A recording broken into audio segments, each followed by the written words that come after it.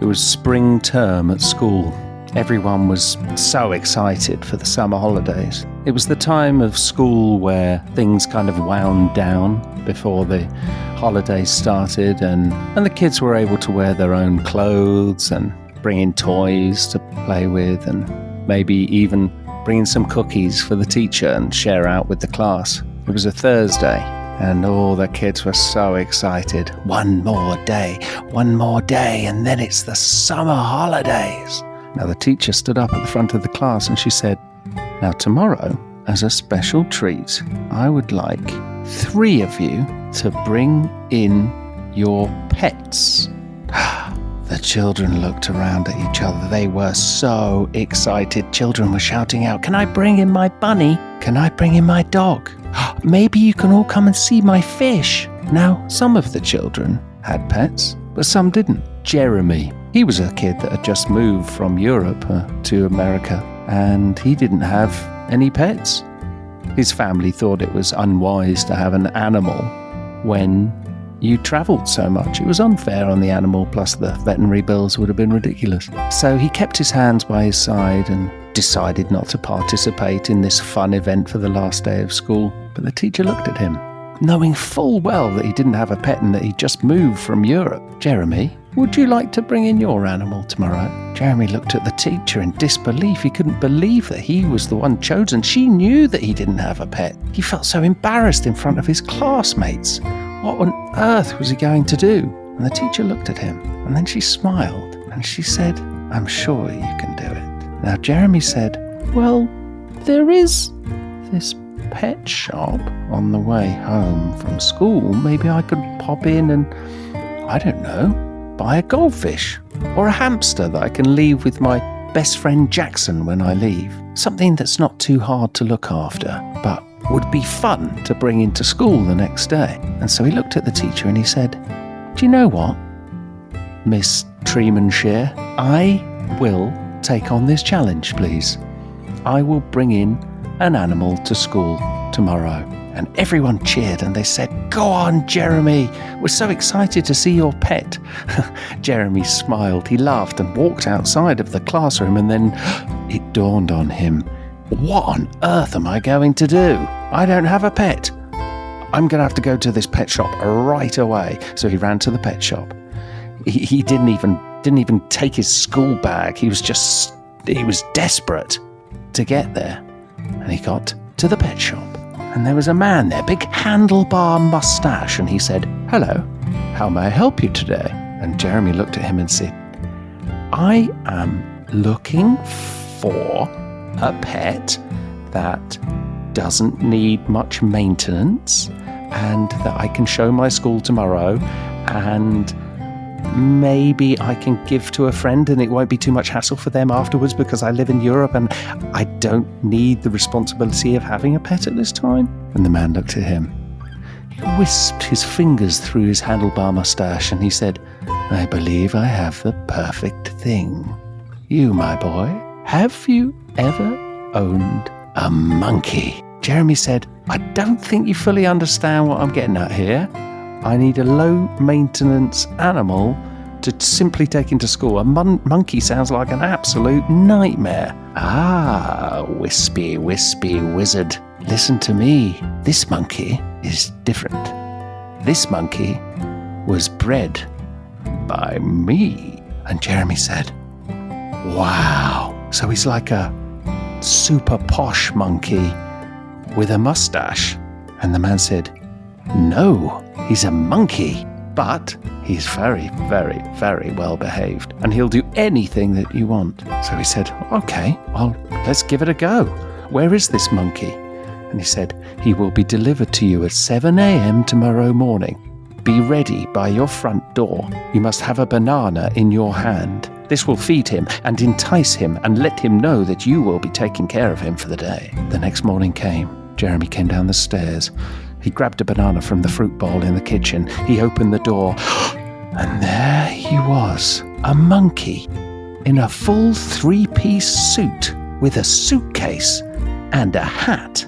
Jeremy just stared at this monkey, complete disbelief. This was the most beautifully crafted monkey he'd ever seen. And so he said, "Hello, Mr. Monkey." And the monkey said, "Well, hello, Jeremy." Jeremy couldn't believe it. It was actually a talking monkey as well. And so Jeremy then decided to tell him exactly what was going on, and that he had to go into school and pretend that he was his pet for the day. The monkey, who we later realised his name was Cyril said, "Well, I think it's an absolutely blinding idea. Why don't we go in now, grab some bananas on the way in, have a nice little time at school, and then you can take me back to the shop." "This is perfect. I could take you in, I could show you off to all the kids, and then I could just give you back at the end of the day, so I don't even have to have the responsibility of having a pet." "Ah, but there is a catch, dear Jeremy boy." Okay. What is it?" "You must give me a lifetime supply of bananas." And Jeremy said, well, what is a lifetime supply of bananas?" He said, "Well, us monkeys, we can live up to 7 years." 7 years worth of bananas? Where am I meant to find all those bananas? "Ah, you will think of it. You will think of it." So Jeremy went to school. He showed off the monkey, and he thought, and everyone loved Jeremy. And they couldn't believe that he brought in this monkey to show everyone. The monkey was there. He did juggling tricks. He would do little tricks with his banana. He would tell jokes. He was the charming, most well-behaved, fantastic pet that anyone had ever seen. And because of that, Jeremy was the most popular kid in school. The teacher loved him. They broke up for the summer holidays, and everyone thought Jeremy was the man. It got to 4 p.m. in the afternoon. The whole school was now empty apart from Cyril and apart from Jeremy. Jeremy beaming ear to ear, and he said, "Thank you so much. Thank you so much for everything you've done today. What can I possibly do to thank you?" And Cyril said, "Well, do you not remember our deal? Because you must complete your part of the bargain in order for this transaction to complete." And Jeremy said, Oh yeah, I need a lot of bananas." They were walking down the road together, and Jeremy said, "I have no idea what I'm going to do here. Can I put him on a plane and send him to a country where there's loads of bananas and leave him there, maybe? But maybe I could ask my mum to grow a banana tree in the garden." And then he saw something that might just save his day. It was a supermarket, and in the window it said, "Looking for staff to work in the fresh produce section." I couldn't believe his eyes. He went to the supermarket, he took Cyril in there, and they spoke to the manager. And the manager said, "Well, yes, do you have any experience with fresh produce?" And Cyril said, "Why, yes, I do." And they shook hands, and Cyril started his job working on the fruit and veg. He was paid minimum wage, but that didn't matter, because part of the job meant that he could eat as many bananas as he liked, especially the ones that went out of date, and he was the happiest monkey alive. And Jeremy felt like a good friend, a good man, and a good owner of a monkey for a day. The end.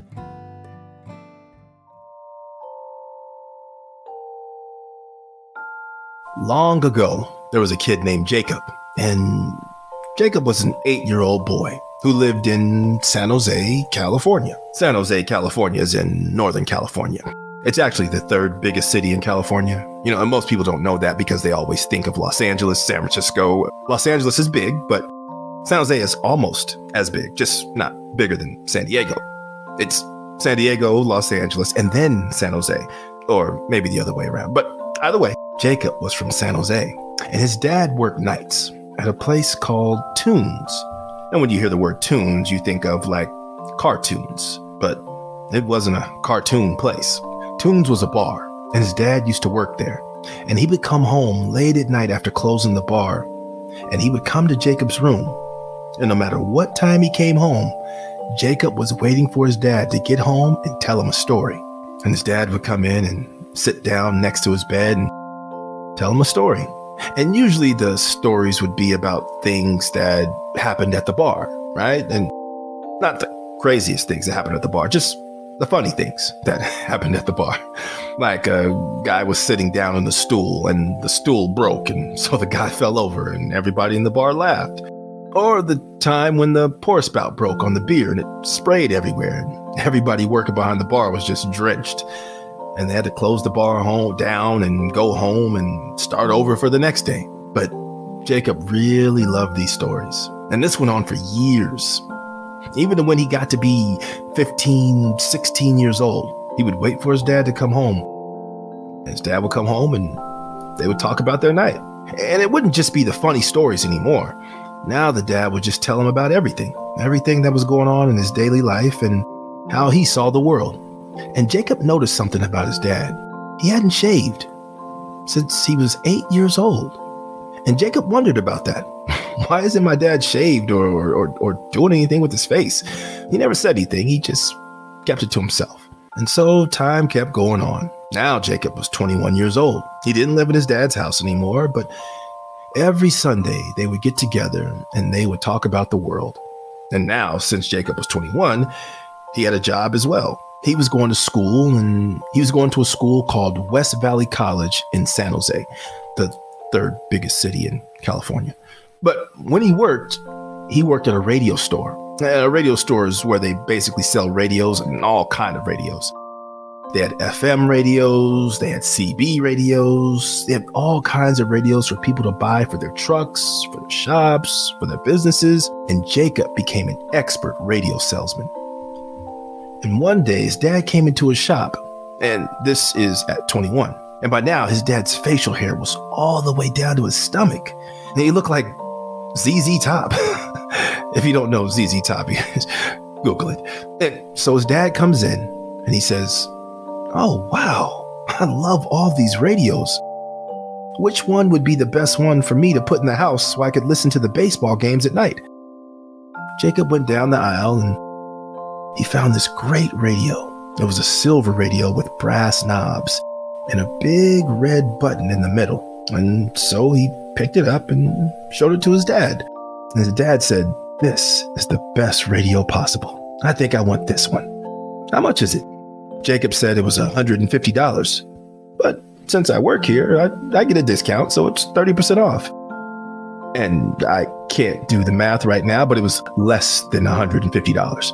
And so his dad took the radio home, and Jacob came over to help him install it and put it all in and make sure everything was working right. And that night, they listened to the Giants beat the Dodgers 100-0 in a baseball game. And they had the greatest time. And time kept moving on. Now Jacob was 30. He was married. He had a couple kids. 2 kids, to be exact. A boy and a girl. And every Sunday, they would go to Jacob's dad's house and just hang out, listen to stories, listen to the Giants beat the Dodgers every time that they were at their house. And Jacob's dad still hadn't shaved. And now his beard was all the way down to his knees. And not just his beard. Now his mustache was all the way down to his stomach. So he had hair everywhere. You could barely even see his teeth. I don't know how he brushed his teeth. He had like a special toothbrush that would help him get in between the hair so he could actually brush his teeth and keep his teeth clean because, dental work is very expensive. And Jacob still wondered why his dad had never, ever shaved or done any of that. But he still didn't say anything. And the kids seemed to like it. His son and daughter loved curling up next to Grandpa and having Grandpa read them a bedtime story or just tell them any story. And they get to put their ear in their forehead and his beard, and it tickled. It was so nice and cool. And so they went home, and Jacob was talking to his wife. He said, I don't understand why my dad has never shaved his mustache or his beard.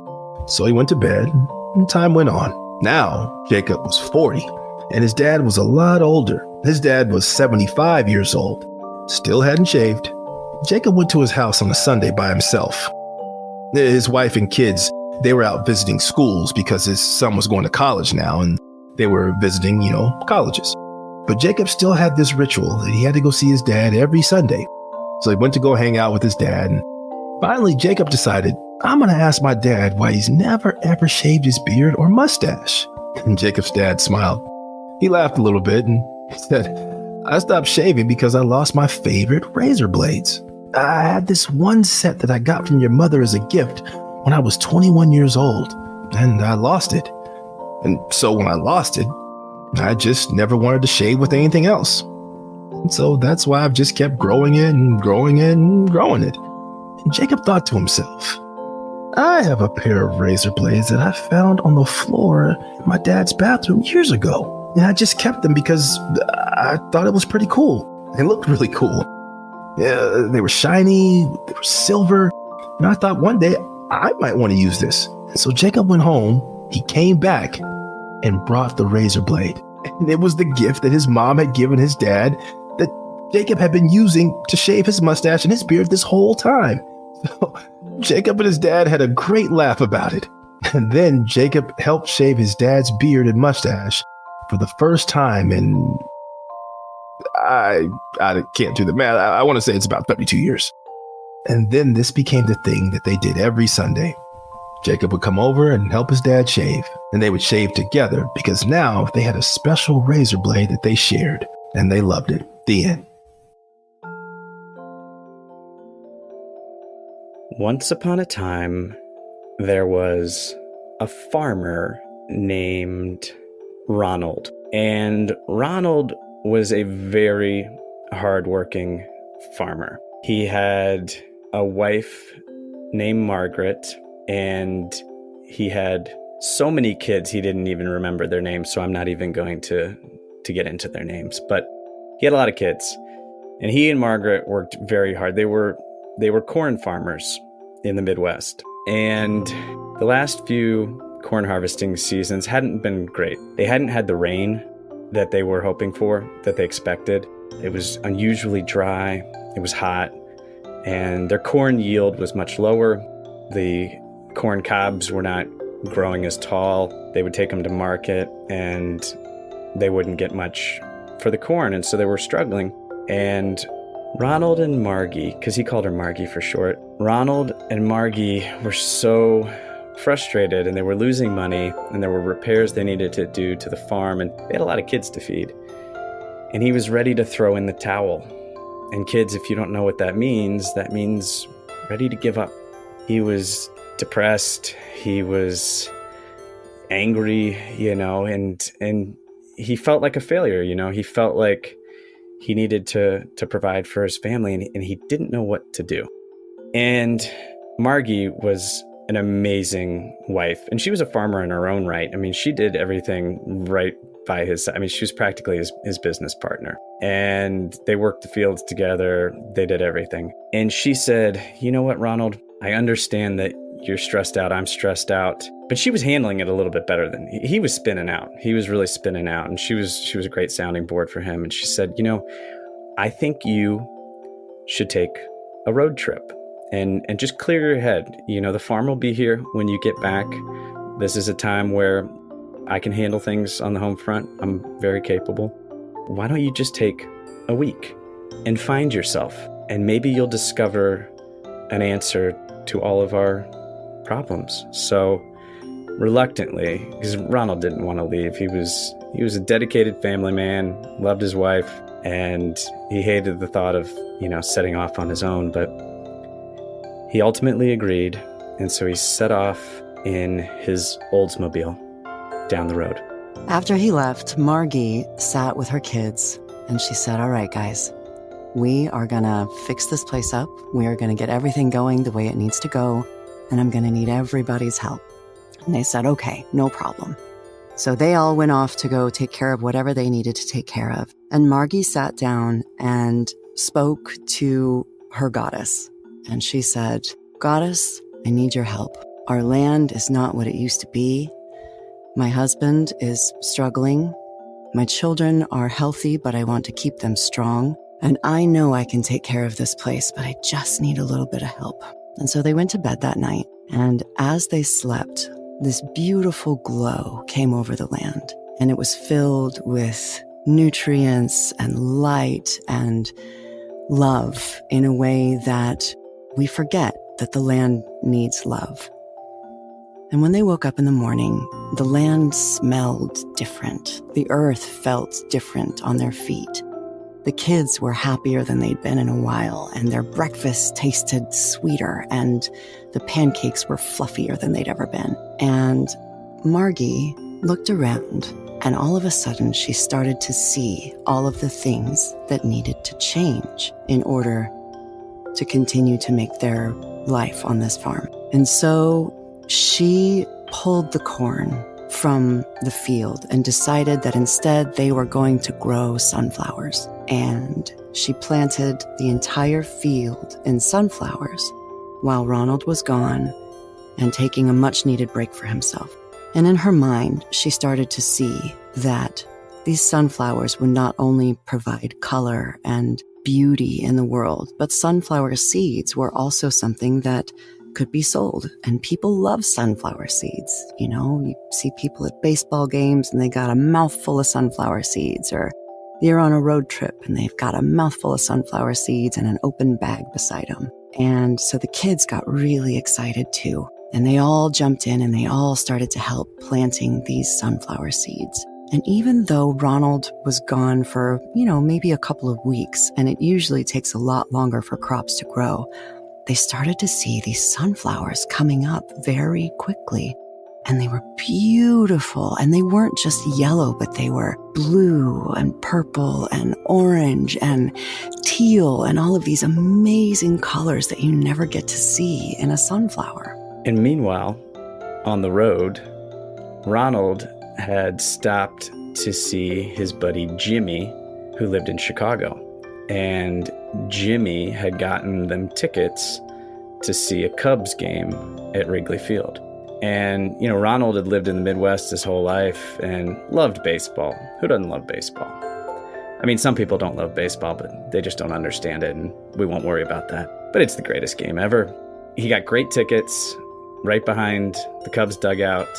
It was a beautiful day at Wrigley Field. It was a clear 75 degrees, light winds blowing out. A lot of home runs that day.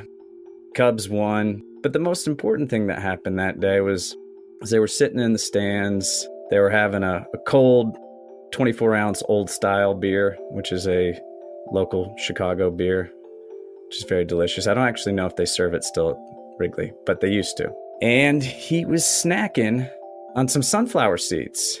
And as he was putting these delicious, salty treats into his mouth, he had an epiphany. And he knew what he wanted to do. He said, "Oh my God, I got to get home. I know exactly what we're going to do. We're going to pull up all the corn and we're going to plant sunflowers and we're going to be sunflower." And because he looked around the stadium and everybody had sunflower seeds. They were kids spitting shells everywhere and just having a good time, and sunflower seeds were everywhere. And so on his way back to somewhere in the Midwest, he picked up some sunflower seeds for the road, and he was chomping on sunflower seeds the whole way home. And he drove up and he nearly fell over because he did not expect to see his farm had already been converted to a sunflower farm. And Margie came running out. She gave him a great big hug. She was like, you're not mad because I kind of went rogue. And we didn't really, I know we always kind of talk about everything, and this is sort of a big development. And he was like, no. He's like, I had a moment. And she was like, did the goddess come visit you? And he was like, no. I was at Wrigley Field and I was eating sunflower seeds, and I had this idea and you had this idea, and thank you. And he was so appreciative. And so fast forward 2 years, Ronald and Margie's farm became the biggest sunflower producer in the United States of America, and they signed an exclusive contract with Major League Baseball to provide all of the sunflower seeds for all Major League games. And he was able to provide for his family, and they just had a wonderful time as sunflower farmers. The end.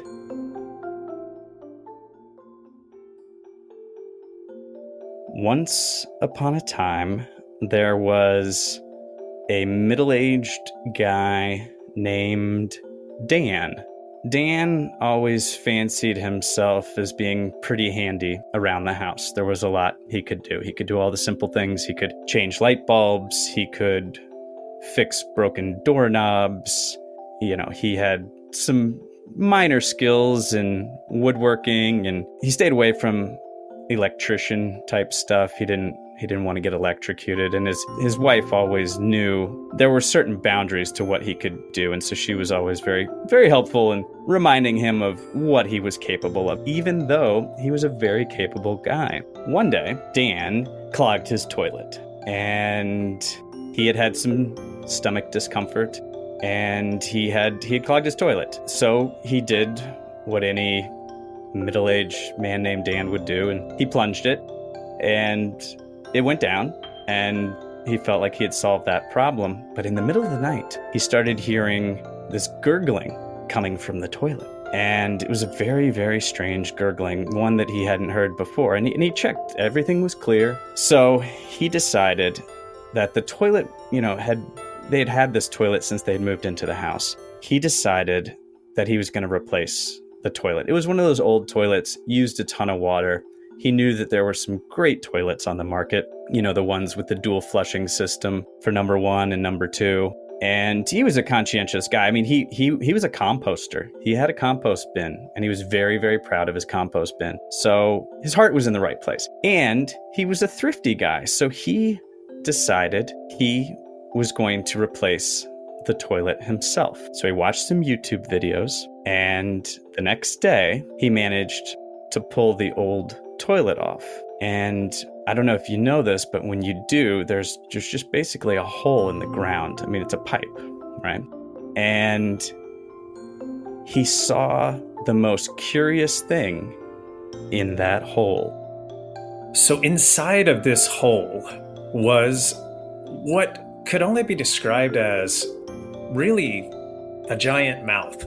And this took Dan by surprise, like it would anyone who removed a toilet and found out that the hole where the toilet sat was just this giant creature's mouth. And Dan freaked out a little bit, as anyone would, because it's a shock to the system to suddenly discover that your house has been sitting over top of some creature's mouth. And it's also a little weird to think, oh, the place where I used the bathroom, that's a hole where a creature's mouth is, and that's kind of funky. So the creature immediately tries to get Dan to calm down and tells him, it's fine, don't worry, I'm not going to hurt you, I'm not here to eat you, I am just the mouth that lives under the house, and don't worry about any sort of grossness that you might feel is associated with where this toilet that sat above me was, because it's not gross to me. Whereas you and your family, you do your business and then you flush the toilet and you walk away. Well, that's kind of what I've been living off of for a very long time. I guess you really could describe me as the toilet monster, even though I'm not really scary. I'm not really here to hurt anyone. I have to eat like any other creature does. And, what I choose to eat, what I need to eat, actually, not choose to eat, what I need to eat is, is what you put down the toilet, my friend. So with that being said, I know I can see you're replacing this toilet here, and, I'm starting to get a little hungry, but are you sure you know what you're doing there, Dan? And Dan takes all this in and, is trying to process it. This is a lot to deal with. So Dan, he knows he has to get this cheap toilet that he bought, to replace the cruddy toilet back over this hole. But, he's also freaking out a little bit, and he says to the creature, well, before I fix this toilet up, before I put everything back in place, let me go tell my wife what's going on. I think she needs to know.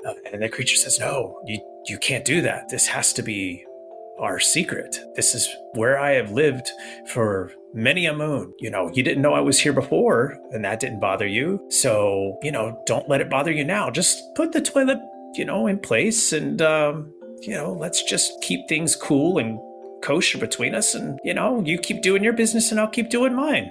How does that sound, Dan the man? Well, Dan had to think about this and then figure out what his next move was. And Dan was in a bit of a quandary because he shared everything with his wife. They had a very open, trusting relationship, but he thought that this just might be too weird to share, and he was having a crisis of conscience, if you will, because on the one hand, he's always shared everything with her, but on the other hand, there was this mouth living under the toilet, and he was worried that if he told her about the mouth, that she might think that he, was kind of losing it. He had been stressed out at work, and he just felt like this might be something to keep from her.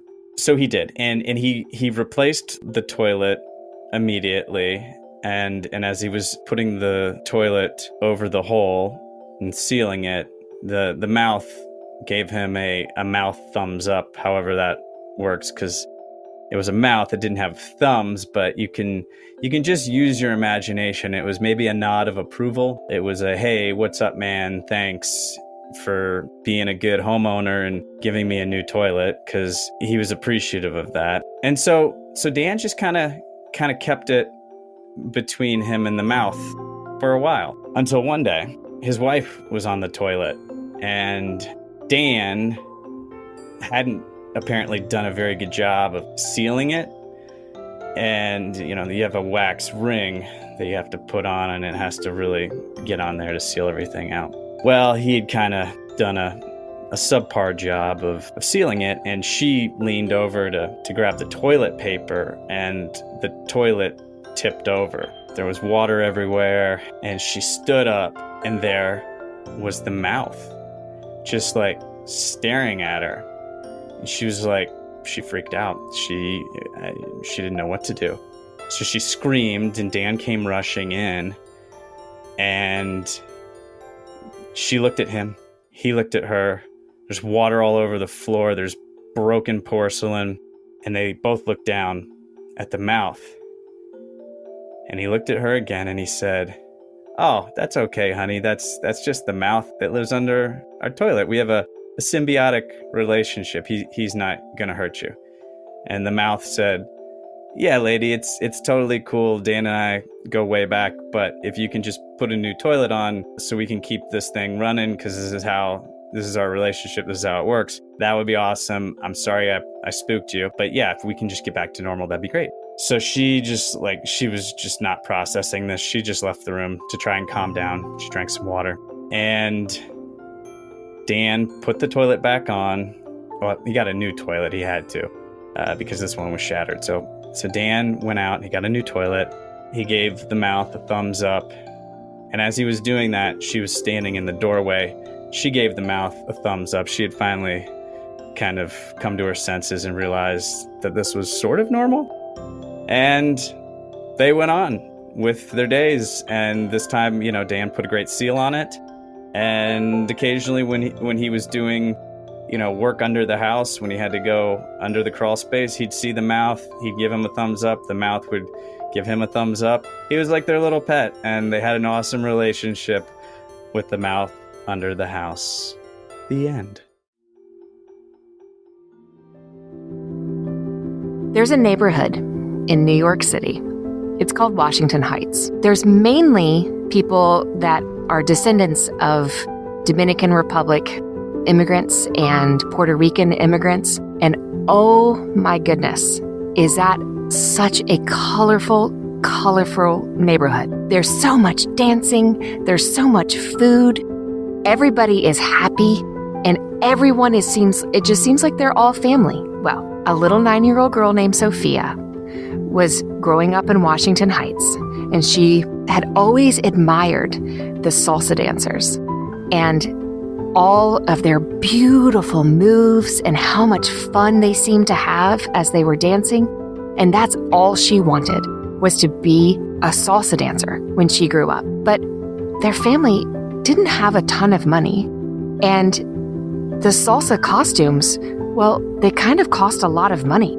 And she didn't have any clue how she was going to be able to compete in any of these competitions if she couldn't even wear the right clothing, if she couldn't even afford the dresses or the pants with the fringes on them. So Sophia decided to get creative.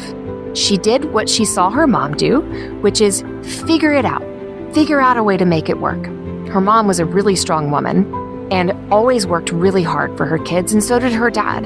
And they always made sure that no matter what, they would figure it out. So Sophia thought, what could I possibly do that could help my family and help me to be able to afford my dream of being a salsa dancer? And she thought, well, I do know how to make cookies because my grandmother taught me how to make cookies.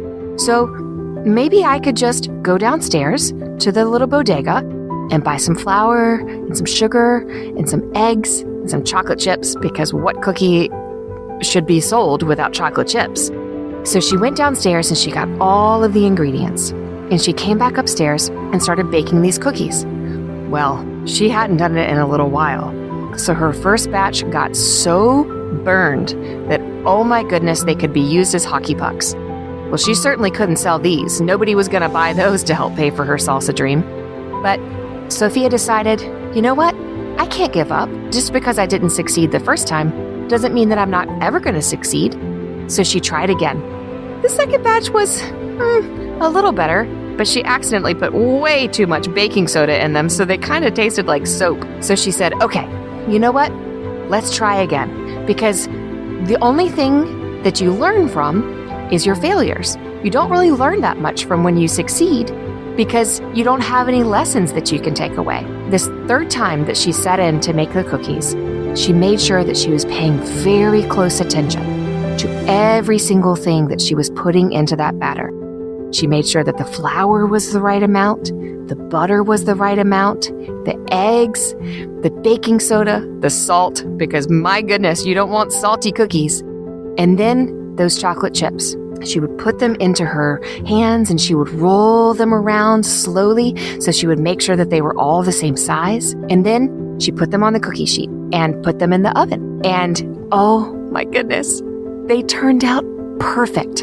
And then she thought, okay, well, I've got my cookies. Now what? And then she remembered that Miss Patty down from the bodega sometimes lets people sell things at her store. So she wrapped up all the cookies in nice little pink packages, and she took them down to Miss Patty and said, Miss Patty, is there any way that I could possibly sell my cookies here? Because I really want to buy some of those fancy pants, you know, the ones with the fringes on them that the really fancy salsa girls wear, so that I could possibly do the salsa competitions. And Miss Patty said, oh, honey, absolutely. So she let Sophia make a little stand, and she wrote in her little handwriting, Sophia's cookies. Well, let me tell you, when the guys got out of work that afternoon and they stopped by the bodega to pick up a soda on the way home, they all saw Sophia's cookies and they sold out so fast. And Sophia was upstairs. She had no clue. And all of a sudden, she's upstairs doing her tarea, her homework. She hears this frantic knock on the door. And she's like, oh no, what happened? And she runs to the door and it's Miss Patty. And Miss Patty said, Sophia, I don't know what you put in those cookies, but they are all gone and I need more. We have a line around the corner. And Sophia thought, what? My cookies? Really? Oh my gosh. So she ran into the kitchen and she threw on her apron and she started to bake. And she baked and baked and baked and baked. And then before she knew it, she had $300, all from selling her cookies, all because she didn't give up on herself. And she went down to the salsa store and she was so excited and so ready to buy those pants. Well, guess what? When she went inside, Ricardo was working behind the store counter and he said, Sophia, Miss Patty came in here and she told me about what you were doing. There is no way I can let you pay for these pants. I'm going to give them to you for free. And honey, I want you to take that $300 and I want you to help your family because we just love you so much and we all believe in you. Sophia had tears in her eyes as she picked up those bright red fringy pants that she knew were just gonna fly and float as she did all of her spins and turns. She thanked Ricardo and she said, you know what? I'm going to invite you to my first show and I'm going to give you tickets to the front row. And he said, I know you will, honey, and I will be right there.